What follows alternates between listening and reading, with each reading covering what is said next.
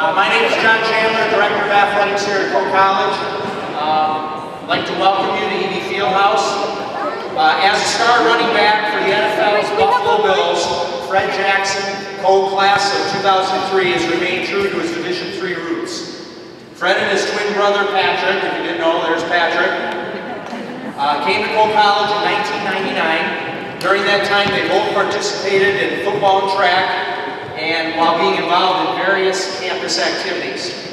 With this being the annual NCAA Division III week, we are fortunate to have Fred and his wife Danielle and their children and Patrick's son somewhere there.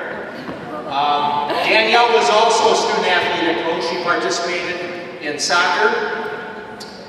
Fred, those of you who may not know, Fred was the Buffalo Bills nominee for the Walter Payton Award this last year, and in March he was the recipient of the Jefferson Award for the greatest public service by an athlete.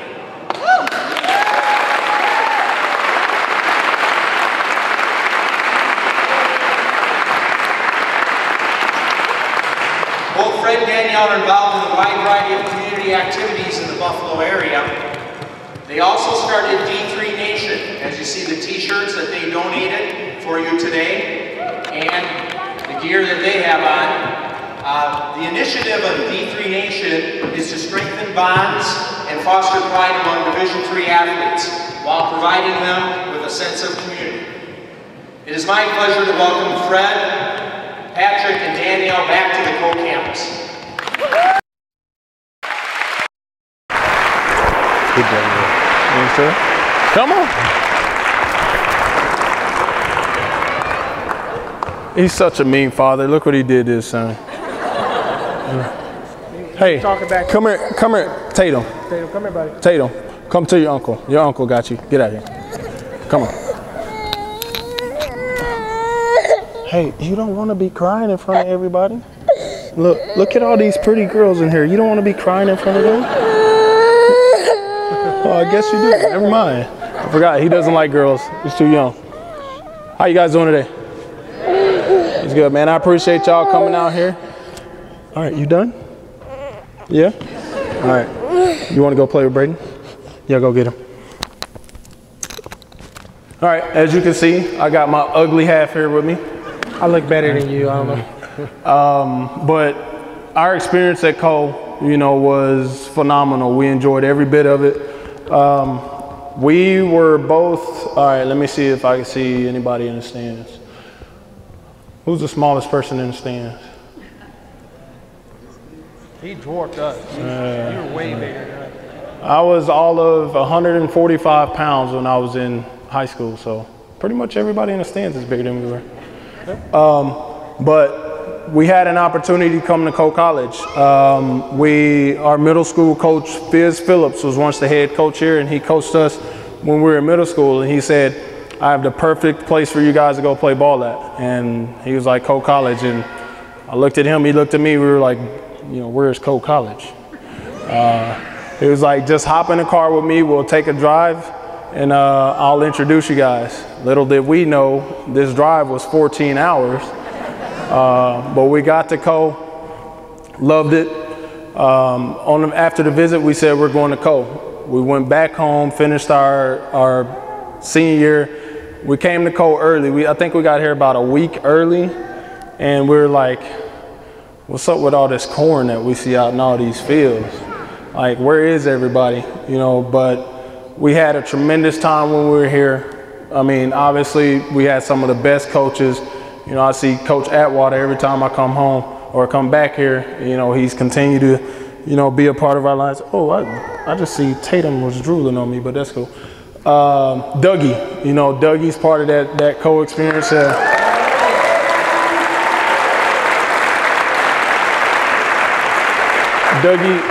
Dougie might be my hero, man. Without Dougie, you know, half this place wouldn't be running. So I love seeing Dougie every time I come back here. And I can say the same for my brother. But we just absolutely loved our experience here, you know, and that's one of the reasons we started D3 Nation. When we went and both played in Sioux City, we were in the locker room and guys were talking about how they were proud to be Clemson Tigers and South Carolina, Texas, you know, whatever it was. And I know we looked at each other and was like, man, we played at Division III and we still here balling with y'all. So we just as proud as that, just as proud of that. And we said if we ever got the chance, you know, to go to that next level, we were going to represent for Division III guys.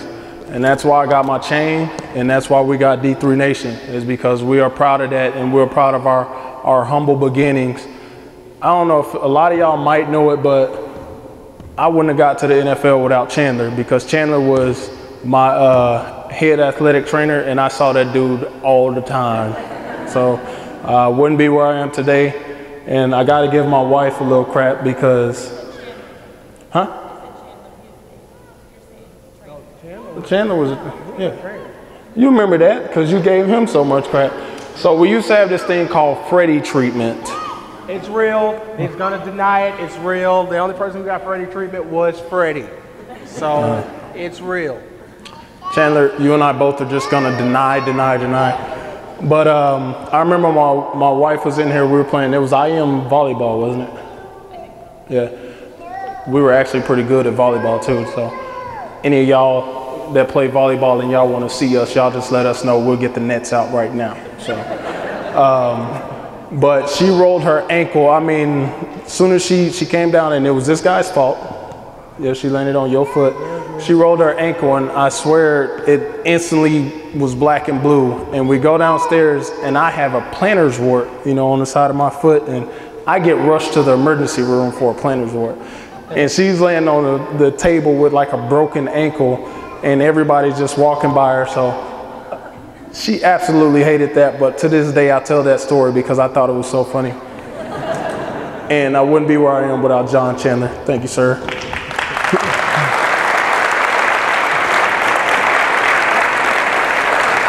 But I mean, we have a lot of those stories that we can continue to tell. But we absolutely loved our experience here, and that's why we come back, and that's the whole reason we started D3 Nation, because of how proud we were of it. You got anything you want to say? Pat, you want to say something?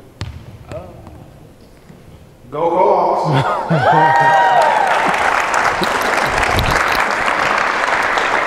Is it going to be Q&A? Yeah. Anybody got any questions? Nothing is off limits. You know, ask what you want to. Ask him who's slower, who's smaller, who's not even near as good looking, and you know, he's got to answer all that. So Dougie's got a question. Do they do laundry like Dougie does? Man, hell no. Dougie is the man. Nobody can see Dougie.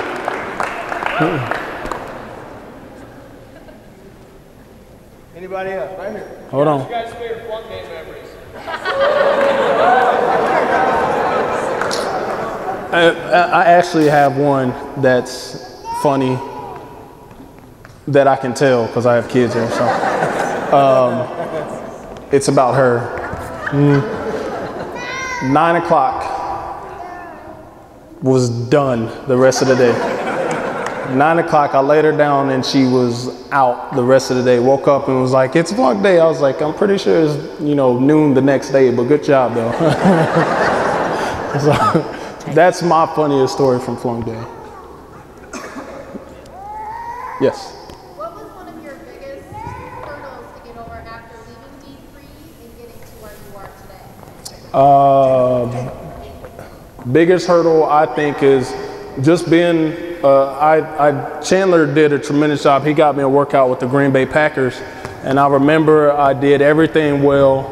I did, you know, I ran a 40, I think it was a low 4.4, and caught every pass that he threw to me. But he told me, he said, I don't know if you have the ability to make the jump from Division III to the NFL, so I can't really put my neck out on the line. And Coach Levy put his neck out on the line and gave me that opportunity, and that's one of the reasons I'm still in Buffalo. So got to continue to chase that dream. You're going to be told no, you know, more times than not. And if you really believe in yourself, once you get that opportunity, take advantage of it.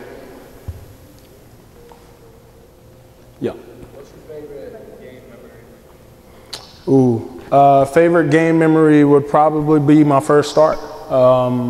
It was right when Sean Taylor got murdered. And Marshawn had rolled his ankle and A-Train had done something to his knee. And I remember my first carry. Oh, did you not know who that was supposed to go to? No, he just handed it to a guy. Yeah, you just threw him under the bus. We don't like snitches around here, man. But I got my first carry and it was for 22 yards. And I was like, that's pretty ironic. I'm number 22 and my first carry as a starter in the NFL went for 22 yards. So that's probably my best memory. I remember him, he was 2 or he was 1. That's why I got my wife here, because she keeps me in line. He was 1 and it was cold and we had him so bundled up in the stands that he was standing like a starfish. And he just stood up the entire time and watched. And I just remember getting a picture after that game and being extremely proud of that moment. My favorite game of you would be when you went for 212 against the Colts. That was a lot of hard work. And I can tell you were dead after that game. It was a lot of hard work, but it was fun because in the end I got to beat Peyton Manning, and that was the first time I ever beat Peyton Manning. So. And he came up to me after the game and congratulated me on the success. So, you know, that was pretty special too. So anytime you get some of the best athletes in the game that we play, you know, congratulating you, that's a lot of fun. All right, you're going to be a kicker, bro. Keep that up. Yeah. Okay, you know what Rex is like on TV when you see him doing his interviews? That's exactly what he's like in person. There's no difference. You know, he's a guy that's out there in your face, tells you what he thinks, you know, doesn't bite his tongue. So I'm extremely happy to play with him because, you know, he is a guy that gets the best out of his team. I know playing against the Jets for 6 years when he was a coach there, those guys showed up and were ready to play. So I'm extremely. It's him.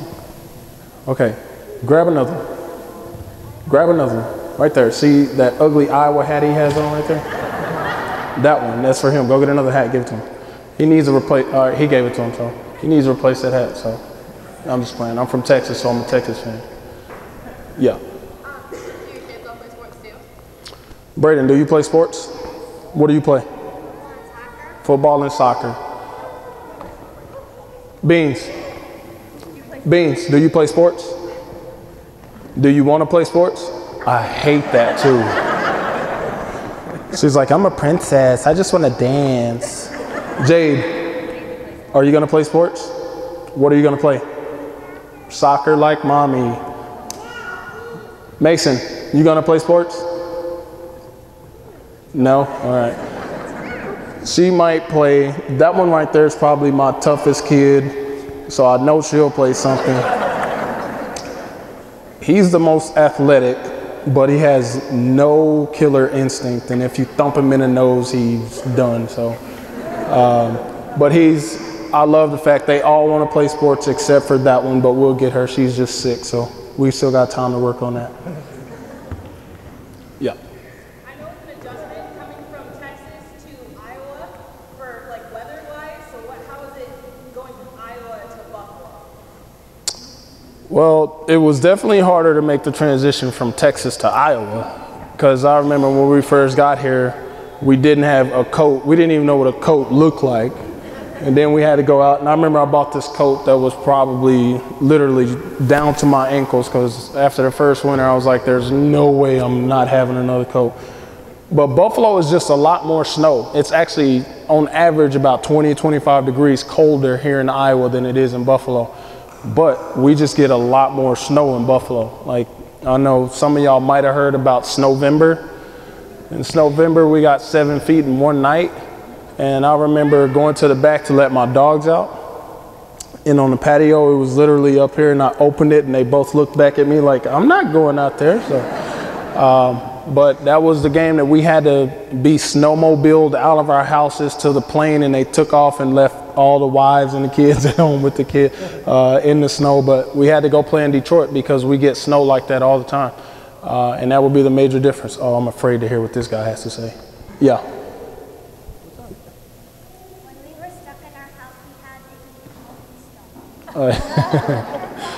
His favorite thing is to eat out, and when we were stuck in the house, he had to eat all the healthy stuff that Mom made for him.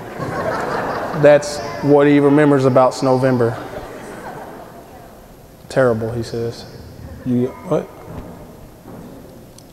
When did you realize you had a chance to I want to say, I can't remember when it was, but Coach Levy actually saw some film on me, and he told me that he thought I definitely had the potential to play.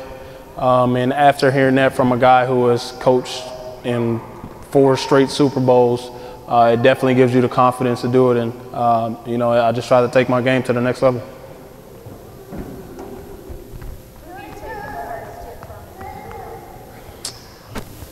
Well, you get hit hard a lot, but probably Ray Lewis. You know, we played against him when he was in Baltimore. He was all of 260 pounds, so he hit hardest. But one of my former teammates last year, Brandon Spikes, actually probably got the best hit on me because he knocked me out of a game. That's something that I'm not proud to say. So, but he caught me right in the back of the head with a forearm, and all I remember is lights out, and I was looking at the ground, and I just remember rolling over and said, "Man, I am messed up right now." So that was probably the hardest hit I've taken. Yeah.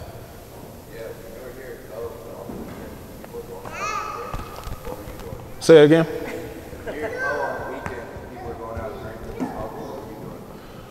I'm not gonna say that we didn't go out. I don't drink. My brother doesn't drink, so we say that we are drunk off life because we're constantly having fun no matter what.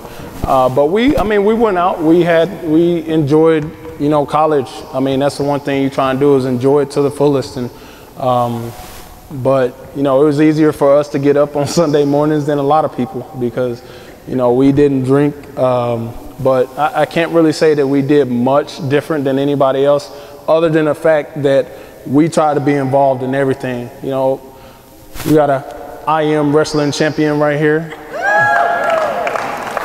Another IM wrestling champion right here. Yeah. We were champions in IM basketball. You know, the only thing I could not do was swing a baseball bat. So, but other than that, I tried to be involved. Like I said, we were pretty good at volleyball. We had a great coach. She was over there somewhere. I don't know where she went.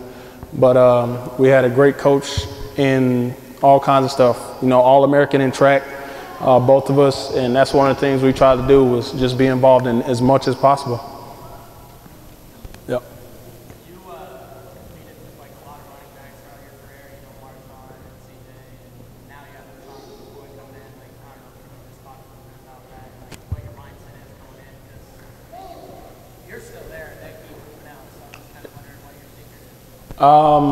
You know, I'm the ultimate competitor. You know, I look at it as a challenge, not something that, you know, you have to be afraid of. Marshawn is like a little brother to me. You know, I talked to him 2 days ago. CJ, again, like a little brother. I talked to him yesterday. But those guys, I think it's something you have to relish that moment, you know, not think of it as, well, I mean, honestly, think of it as them trying to get rid of you and saying, you know what, I'm just as good as these guys and I'm going to stick around and I'm going to show you by the way that I play on the field. And that's what I tried to do. When we first got Marshawn, we drafted another guy with the first pick of the 4th round in Dwayne Wright. And I remember I told myself, well, it looks slim for me to make the team in Buffalo, but there's 31 other teams in this league. So when I get the opportunity, I'm going to put on film what I can do so that I'm going to stick around in Buffalo or I'll get picked up by somebody else. And that's what I tried to do. And there was 3 teams when it was all said and done, the Green Bay Packers, the Chicago Bears and the Miami Dolphins that all wanted me to come play for them because of the way I played in the preseason. And the Bills just kept me because the number 1 team that wanted me was the Miami Dolphins. And they said, we don't want to play against this guy twice a year. So the thing was the way I looked at it is I was just trying to set the tone for how I was going to compete. And when you bring in a guy, I'm going to let you know that, you know, I'm just as good as this guy that you brought in. And it's going to be the same way with Shady. I told him he's not just going to get anything handed to him. And, you know, so it'll be a lot of fun for both of us to compete. Yeah. What are both your favorite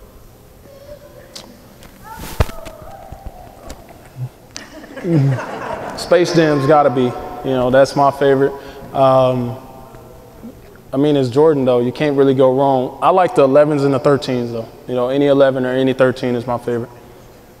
I'm a Gamma man. Gamma man.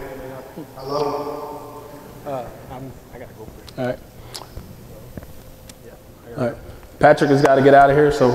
Some of us do actually work, so. He's been saying that to me for 10 years now.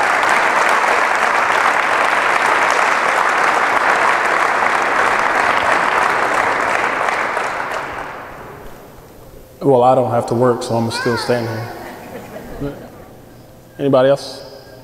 Yeah.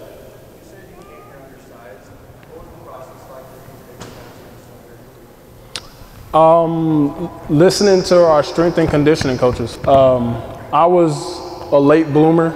We both were.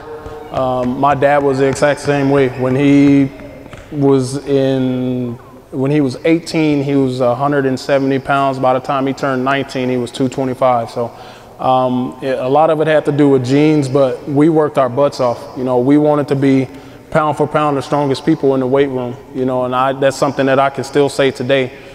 In the NFL with the guys that I compete with, pound for pound, I'm still, the strongest guy in the weight room. And I think it's like everything else, you approach it as a competition, and I think it's going to get the best out of you.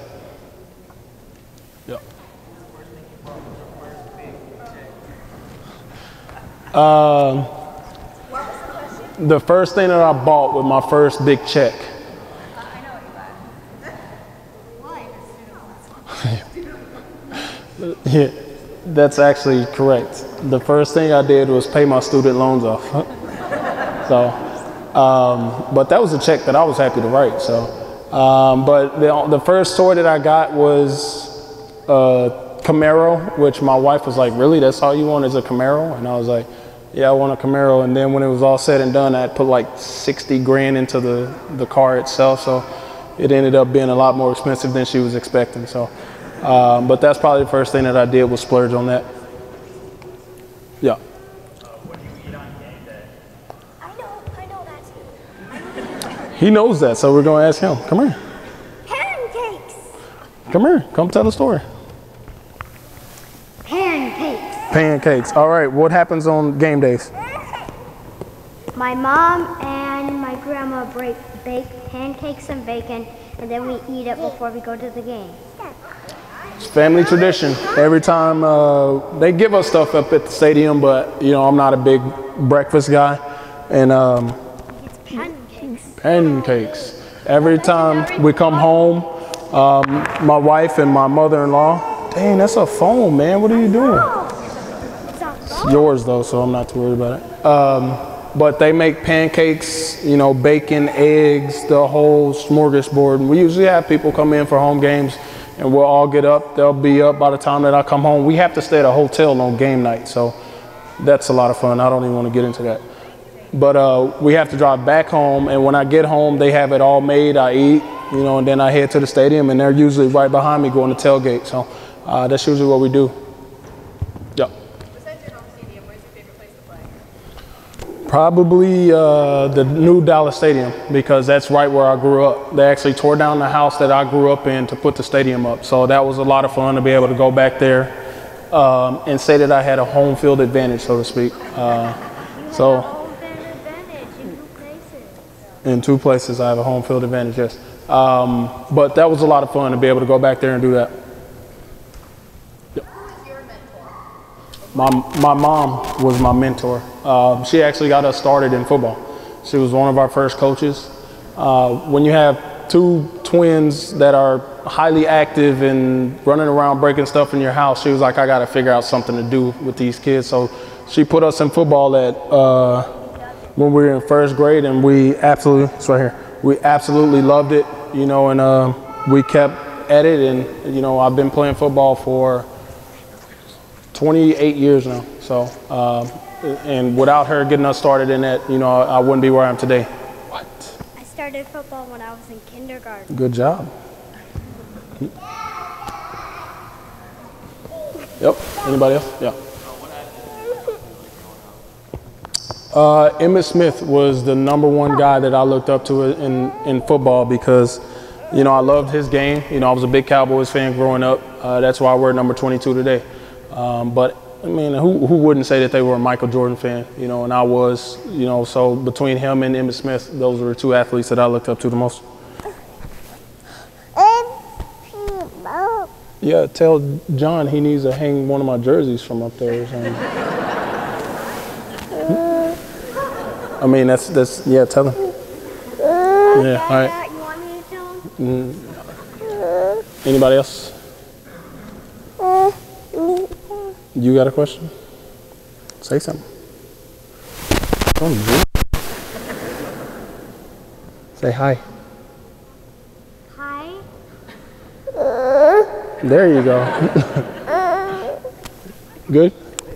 All right. Thanks for the question, guys. You clap. You say yay. You do it. Say yay. There you go. Well, I'd like to thank everybody for taking time out of their day. You can get it in.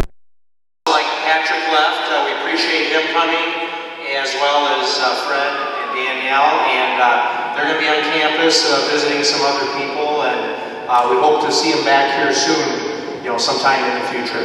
Have a great day.